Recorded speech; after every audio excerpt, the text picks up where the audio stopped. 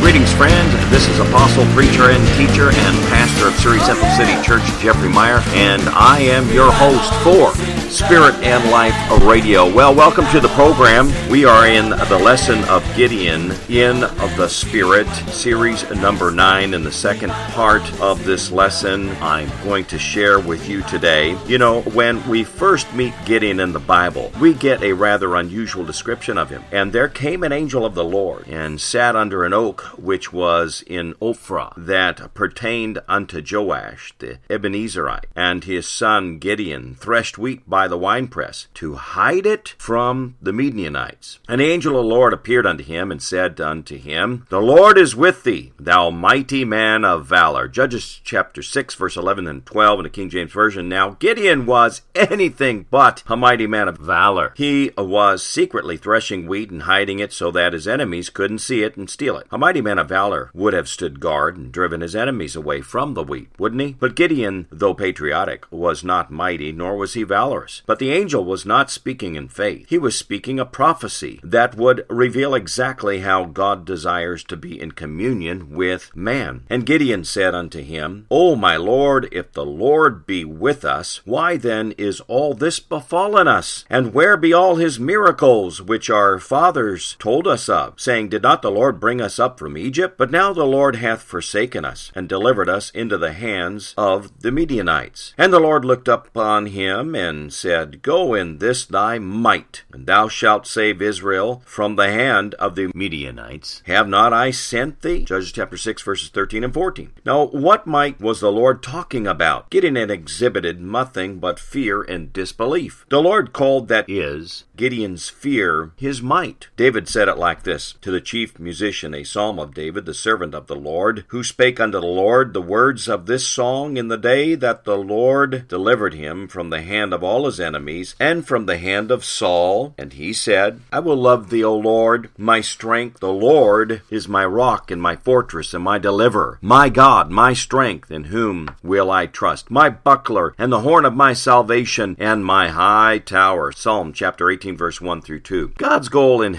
Gideon's life was to demonstrate that in the weakness of flesh, the strength of the Lord could be made manifest. More succinctly, however, the prophet Jeremiah said, Thus saith the Lord, Cursed be the man that trusteth in man, and maketh flesh his arm, and whose heart departeth from the Lord. For he shall be like the heath in the desert, and shall not see when good cometh, but shall inhabit the parched places in the wilderness, in a salt land and not inhabited. Blessed is the man that trusteth in the Lord, and whose hope the Lord is. For he shall be as a tree planted by the waters, and that spreadeth out her roots by the river, and shall not see when heat cometh, but her leaf shall be green, and shall not be careful in the year of drought, neither shall cease from yielding fruit. The heart is deceitful above all things, and desperately wicked. Who can know it? Jeremiah chapter 17, verses 5 through 9, the King James Version. The man who trusts the Lord as his strength instead of the arm of flesh is the man God calls blessed. The man, however, who trusts in the flesh to be his strength or his guide is the man God calls cursed. The line proverbially is drawn in the sand. On one side are those who trust in themselves and in the power to please God. On the other side are those who know they have nothing in themselves and have no power to please God without his direct intervention. That's exactly what Jesus was talking about when he spoke this parable. And he spake this parable unto certain which trusted in themselves that they were righteous, and despised others. 2 men went up into the temple to pray,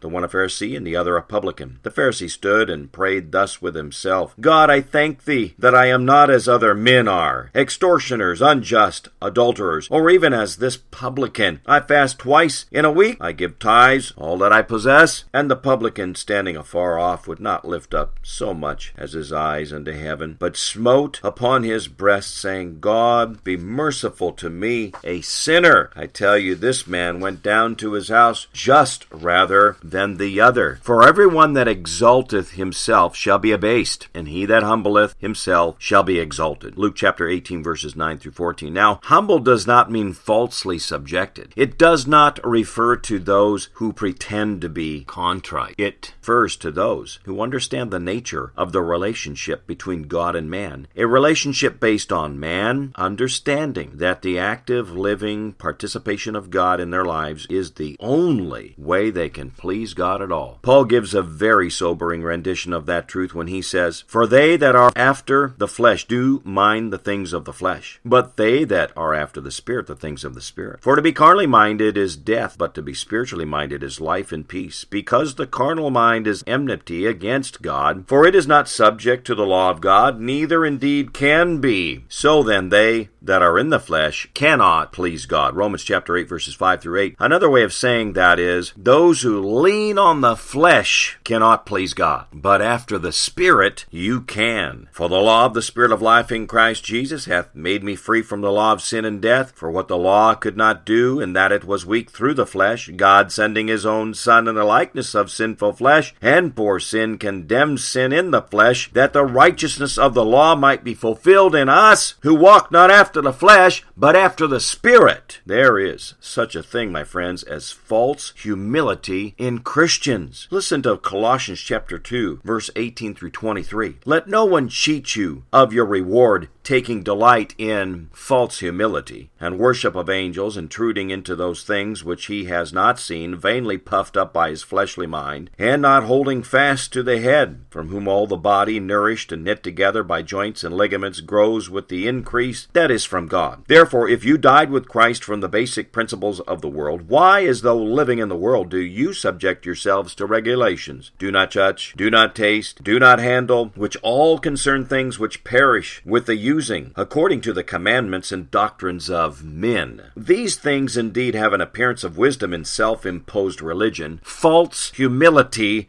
and neglect of the body, but are of no value against the indulgence of the flesh." Well, the reason is because they are depending on the flesh to teach them right and wrong, and want a list of rules instead of a living God. The reason God chose Gideon was precisely because he was weak. Why did God choose David, a young and ruddy lad, to deliver Israel from Goliath the giant? Because through David's weakness, God's strength could be displayed. David's life is filled with examples to demonstrate that only by relying on God can we please him, even when we stumble in our own lives. And in the case of Gideon, after he is convinced that God indeed is planning to use him, inexplicably, in his own mind, to deliver Israel from the Midianites, God makes it perfectly clear what he is trying to accomplish, and it is not necessarily the deliverance of Israel. Then Jerubbaal, who is Gideon, and all the people that were with him rose up early and pitched beside the well of Harod, so that the host of the Midianites were on the north side of them, by the hill of Moab, in the valley. And the Lord said unto Gideon, The people that are with thee are too many for me to give the Midianites into their hands, lest Israel vaunt themselves against me, saying, Mine own hand hath saved me. Judges chapter 7, verses 1 and 2. Now the deliverance of Israel was a means to an end. The end was that Israel would recognize it must totally rely upon God. The means was the deliverance from Midian. See, God was using the situation to make a point. The point being, he wanted a relationship with the people of Israel, a personal, living, breathing relationship, one where his power was revealed unto them, how that he was ever with them. Even in Gideon's day, the people were asking, where is the God we've heard about who works so many miracles? Does that sound familiar? That same question is still being asked today. But more importantly, God was making a point. Now therefore go to proclaim in the ears of the people, saying, Whoever is fearful and afraid, let him return and depart